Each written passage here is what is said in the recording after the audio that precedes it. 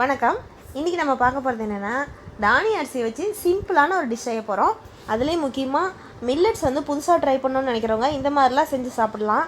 சுவை ரொம்பவே நல்லாயிருக்கும். அப்புறம் பேச்சுலர்ஸ்லாம் ரூம் எடுத்து ஸ்டே பண்ணியிருப்பாங்க இல்லையா, அவங்களுக்குலாம் இந்த மாதிரி டிஷ் செஞ்சுக்கிட்டோம்னா வேலையும் சுலபமாக முடிஞ்சிடும், அதே சமயத்தில் ஹெல்த்தியாகவும் சாப்பிட்ட மாதிரி இருக்கும். இந்த மாதிரியான healthy and easy method tiffin எப்படி செய்கிறதுன்னு பார்க்கலாமா?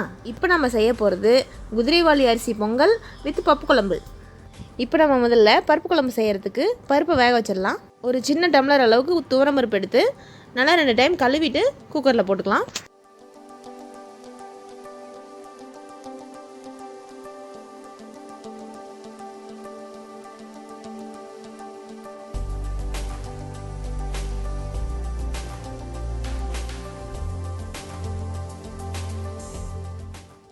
இப்போ இந்த குக்கரை மூடி வச்சுட்டு அடுப்பில் ஒரே ஒரு விசில் மட்டும் வச்சுக்கிட்டோமா போதும். அதுக்குள்ளே பருப்பு வெந்துடும். பருப்பு வேகட்டும். அதுக்குள்ளே நம்ம பொங்கலுக்கு அரிசி ஊற வச்சிடலாம். இதுக்கு நான் 3/4 டம்ளர் அளவுக்கு குதிரைவாலி அரிசி, 1/4 டம்ளர் அளவுக்கு பாசி பருப்பு எடுத்திருக்கேன்.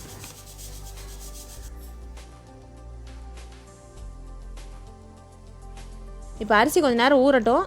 அதுக்குள்ளே நம்ம பருப்பு வெந்துருச்சா என்னன்னு பார்க்கலாம். பருப்புலாம் நல்லா வெந்துருச்சு. இப்போ இந்த பருப்பு தண்ணியை நான் கொஞ்சமாக ரசம் வைக்கிறதுக்காக எடுத்துக்கிறேன். இப்போ இந்த வேக வச்ச பருப்பை ஒரு சட்டியில் ஊற்றிக்கலாம். இப்போ இந்த குக்கரில் இருக்க பருப்புலேயே அப்படியே வெங்காயம் தக்காளிலாம் போட்டு வேக வைக்கிறதுனால வேக வைக்கலாம்.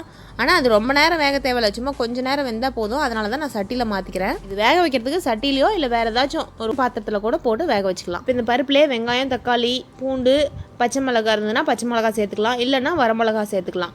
போட்டு கொஞ்சம் நேரம் வேக வைக்கணும். இதெல்லாம் போட்டு வச்சு ஒரு பக்கம் வேகட்டும். அதே சமயத்தில் பேரலாம் நம்ம பொங்கல் செய்யலாம். இந்த ஊற வச்சிருந்த அரிசி பாசி பருப்புலாம் இருக்கு இல்லையா, அதை கழுவிட்டு எடுத்து குக்கரில் போட்டுக்கலாம். இந்த குதிரைவாலி அரிசியும் பாசிப்பருப்பும் சேர்த்து 1 டம்ளர் அளவுக்கு எடுத்துருந்தேன் இல்லையா, அதுக்கு 4 டம்ளர் அளவுக்கு தண்ணி ஊற்றிக்கலாம். அப்போ தான் பொங்கல் நல்லா கொல கொலன்னு வரும்.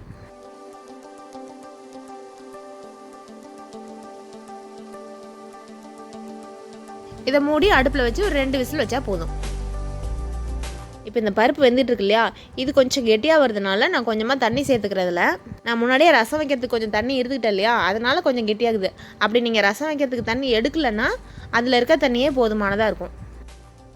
இப்போ இந்த பருப்பில் போட்ட வெங்காயம் தக்காளி பூண்டு எல்லாமே வெந்துருச்சு. இதை என்னமே எடுத்து உப்பு போட்டு கடைஞ்சிக்கலாம்.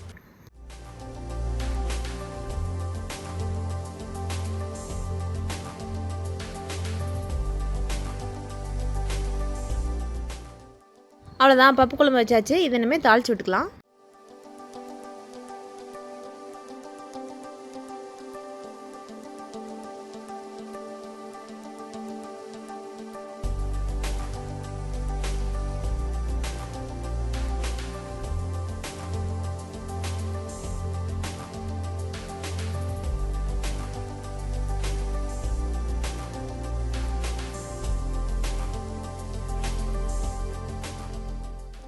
குழம்பு தாளிச்சிட்டோம். அடுத்தது பொங்கலும் ரெடி ஆகிடுச்சு, அதையும் தாளிச்சிக்கலாம். பொங்கல் தாளிக்கிறது நம்ம விருப்பம் தான். அது தாளிக்காமையே கூட இந்த பருப்பு குழம்பு ஊற்றி சாப்பிட்டா ரொம்ப நல்லா தான் இருக்கும். ஆனால் தாளித்தோம்னா இன்னும் கொஞ்சம் கூடுதல் சுவை வந்தோம்.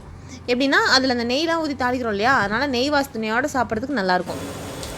பொங்கலுக்கு முந்திரி பருப்பு போட்டு தாளிப்போம். நம்ம கொஞ்சம் பாதாம் பருப்பும் போட்டு தாளிச்சிக்கலாம். விருப்பப்பட்டால் பாதாம் முந்திரி 2ம் போட்டு தாளிக்கலாம், இல்லைன்னா முந்திரி பருப்பு மட்டுமே போட்டு தாளிச்சிக்கலாம். அப்புறம் கொஞ்சம் சீரகம், ஒரு 4 மிளகு. தாளிக்கிறதுலாம் நம்ம விருப்பம் தான். கடுகு போட்டு தாளிக்கிறதுனாலும் தாளிக்கலாம், இல்லைனா சீரகம் போட்டுக்கிறதுனாலும் போட்டுக்கலாம். அப்படி கடுகு சீரகம் பக்கத்தில் இல்லையா, வெறும் முந்திரி பருப்பு மட்டும் கூட போட்டு தாளிச்சிக்கலாம், நம்ம விருப்பம் தான். இது இந்த மாதிரி தாளிக்கிறது இந்த பொங்கலில் நெய் வாசனை நல்ல மணமாக இருக்கும், அதுக்காக தான்.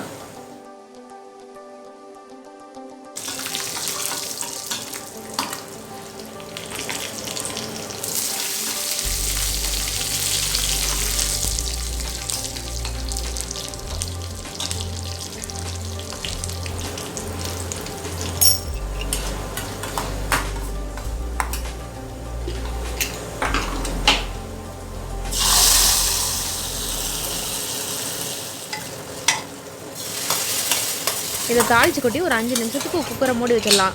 அந்த நெய்னோட வாசனை எல்லா இடத்துக்கும் பரவி சூப்பராக இருக்கும் டேஸ்ட்டு. வாவ், நெய் வாசனை சும்மா கமன்னு இழுக்குது. இல்லை அரிசியும் பருப்பும் சேர்த்து 1 டம்ளர் போட்டோம் இல்லையா, அதுக்கு 4 டம்ளர் தண்ணி ஊற்றுனதுனால தான் இந்த அளவுக்கு கொல கொலன்னு வருது. ஆனால் இப்படி செஞ்சோம்னா தான் கொஞ்சம் ஆறுனாலும் ரொம்ப கெட்டியாகாமல் சாப்பிட்றதுக்கு நல்லாயிருக்கும்.